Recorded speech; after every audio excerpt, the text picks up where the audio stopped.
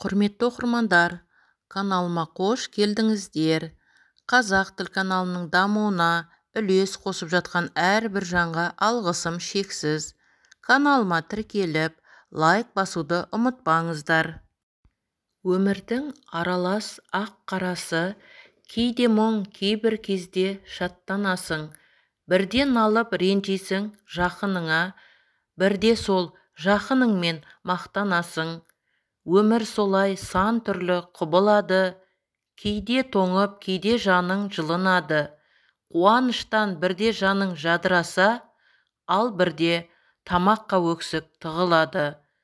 Өмір солай қуантып, жылатады, көтереді биіктен құлатады. Көңіліңді түсіріп, мұңайтқанмен, артынша тосын сыймен жұбатады. Адамның түбіне жететін ұрлық, адамды қасиетінен айыратын өтірік, адамды ақылынан адастыратын көре алмаушылық, адамды ағайыннан айыратын өсек, сау адамды ауру ететін тіл мен көз. Әкең менен анаңа ақыл айтпа, олар сені жаратты, есіңе сақта. Мүмкін әлсіз, ақылсыз болса дағы, құрметте, Алла үшін өкініп қалма. Шүкір еттім осы күнгі жаратқанға, шүкір еттім шуақ шашқан әрбір таңға. Берсе екен Аллам бақытты үйіп-төгіп, әлемдегі барша қауым мұсылманға.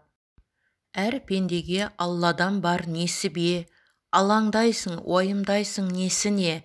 Келер күннің жақсылығын қаласаң, өткен күнді ала берме есіңе. Естелік боп қала берер өткенің, ол уақытта болған шығар өкпе мұң. Қандай мықты адам бола тұрса да, қайтып кері ала алмайды өткенін. Өмір өзі бәрін түбі реттейді, уақыт жүйрік оған ешкім жетпейді. Тәңір сені жаратқан соң адам қып, тағдыр сенің өзегіңнен теппейді.